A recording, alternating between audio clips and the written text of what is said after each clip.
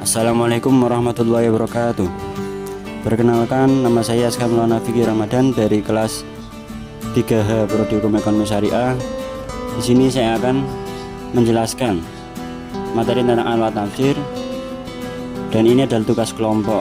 Yang pertama, saya sendiri tadi sudah saya disebutkan di awal, kemudian ada teman saya.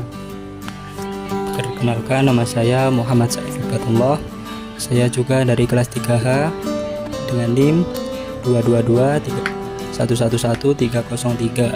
Prodi Hukum Ekonomi Syariah. Langsung menuju ke materi yang pertama, yaitu tentang anwar tafsir. Anwar tafsir adalah istilah dalam bahasa Arab yang merujuk kepada jenis-jenis metode analisis dalam ilmu tafsir Al-Quran. Ini mencakup berbagai pendekatan dan metode yang digunakan oleh para mufassir untuk memahami dan menjelaskan makna ayat-ayat Al-Quran. Beberapa contoh anwar tafsir melibatkan pendekatan linguistik, sejarah, filosofis, dan hukum, yang semuanya itu bertujuan untuk mendalami pemahaman terhadap teks Al-Quran. Tafsir dalam Islam merujuk pada usaha atau upaya untuk menjelaskan, memahami, dan menginterpretasikan makna ayat-ayat Al-Quran. Proses tafsir melibatkan mengungkapkan pesan-pesan yang terkandung dalam teks suci Islam. Ulama atau mufassir menggunakan pengetahuan mereka tentang hukum, tradisi, dan ajaran Islam untuk memberikan wawasan yang lebih mendalam terhadap ajaran Al-Quran, membantu muslim dalam memahami dan menerapkan ajaran agama dalam kehidupan sehari-hari. Tafsir bertujuan mengungkap makna, hikmah, dan petunjuk dalam Al-Quran untuk memahami ajaran ilahi secara mendalam, mengambil pelajaran moral, dan mendapatkan petunjuk praktis dalam menjalani kehidupan sesuai dengan ajaran Islam. Kemudian materi selanjutnya itu ada jenis metode analisis tafsir. Ada beberapa jenis metode analisis tafsir. Yang saya catat di sini ada 4. Yang pertama ada tafsir ijmali, tafsir tahlili, tafsir maudhu'i, dan tafsir muqarron. Kemudian dari tafsir ijmali, penjelasannya adalah metode tafsir yang bersifat ringkas atau umum. Dan kemudian dalam pendekatan tafsir ijmali, mufassir cenderung memberikan penjelasan yang singkat dan tidak perlu mendetail terhadap makna ayat-ayat Al-Quran. Tafsir ijmali fokus pada pesan umum dan pokok dari setiap ayat tanpa mendalam ke dalam aspek linguistik, sejarah, atau ilmu tafsir yang lebih rinci. Tujuan utamanya adalah menyampaikan makna umum dari teks Al-Quran agar dapat dipahami dengan mudah oleh pembaca awam. Adapun beberapa kelebihan dan kekurangan dari tafsir ijmali. Kelebihan yang pertama, adanya praktis dan mudah dipahami. Kemudian ada tidak memerlukan tafsir Israiliyat. Kemudian ada juga familiar dengan bahasa Al-Quran. Kemudian dari kekurangannya, yang pertama, petunjuk Al-Quran tidak lengkap, tidak ada ruang untuk analisis yang tepat. Kemudian ada tafsir tahlili. Pengertiannya, tafsir tahlili adalah metode penafsiran Al-Quran yang dilakukan dengan menganalisis setiap kata dan frasanya dalam ayat secara mendalam untuk mendapatkan pemahaman yang lebih rinci dan detail tentang makna ayat tersebut. Langsung menuju ke kelebihan dan kekurangan. Kelebihan tafsir tahlili adalah metode ini mempunyai cakupan pembahasan yang luas dan memahami Al-Quran. Yang kedua, metode tafsir tahlili juga mencakup berbagai gagasan dan konsep penafsiran. Kekurangannya yaitu tafsir tahlili dapat membuat petunjuk Al-Quran terpecah-pecah dan terkesan tidak lengkap. Yang kedua, memungkinkan penafsiran subjektif, memberi ruang luas bagi mufassir untuk menyampaikan pemikiran dan gagasannya.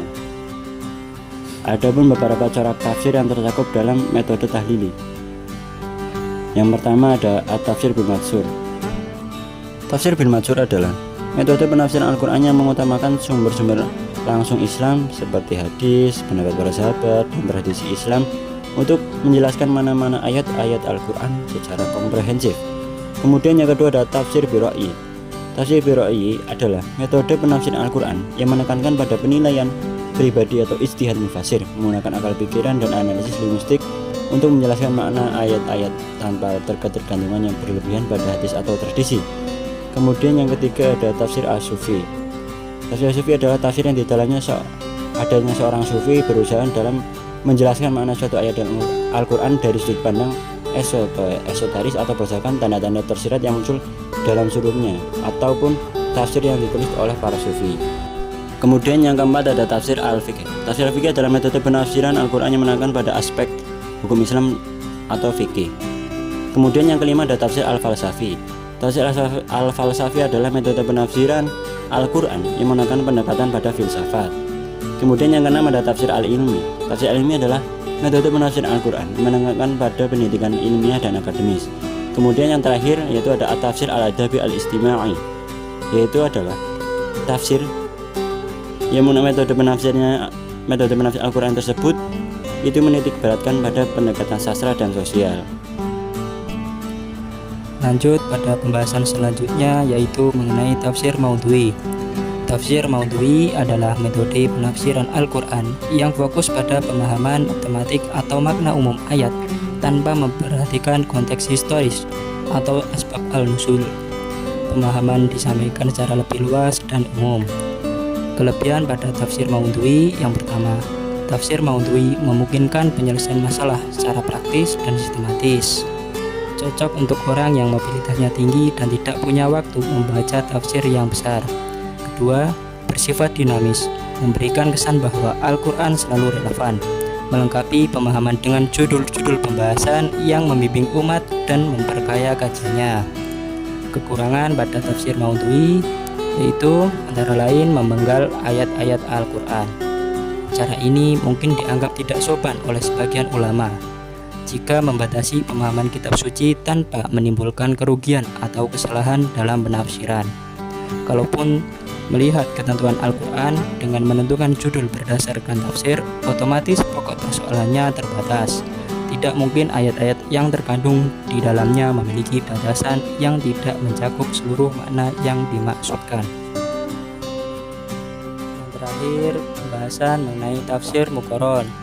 Tafsir muqaron adalah metode tafsir Al-Quran yang melibatkan perbandingan antara ayat-ayat yang serupa atau memiliki tema yang sama untuk mendapatkan pemahaman yang lebih komprehensif dan mendalam tentang suatu konsep atau ajaran dalam Al-Quran. Kelebihan pada tafsir ini: yang pertama, memberikan wawasan yang komprehensif. Kedua, tetap berpikiran terbuka karena selalu bersikap toleran. Ketiga, memungkinkan adanya kesadaran terhadap penafsiran yang berbeda. Dan yang keempat, menjadikan penafsir lebih perhatian. Kekurangan pada tafsir muqaron antara lain: yang pertama, tidak cocok untuk pemula.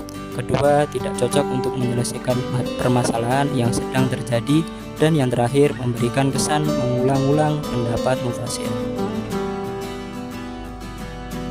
Jadi kesimpulan pada pembahasan materi ini yaitu anwa' tafsir mencakup beragam metode penafsiran Al-Quran seperti tafsir ijmali yang ringkas, tafsir tahlili yang mendalam, tafsir maudhu'i yang tematik, dan tafsir muqaron yang membandingkan ayat serupa.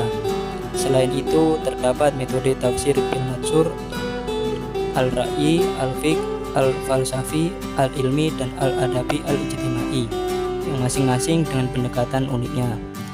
Dalam usaha memahami Al-Quran, metode tafsir menjadi alat untuk mendalami makna dan aplikasi ajaran ilahi dalam berbagai konteks, melibatkan analisis linguistik, sejarah, filsafat, hukum, dan sastra.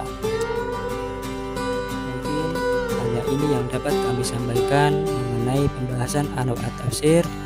Apabila terdapat kekurangan maupun kesalahan dalam pembahasan materi ini, kami mohon maaf yang sebesar-besarnya.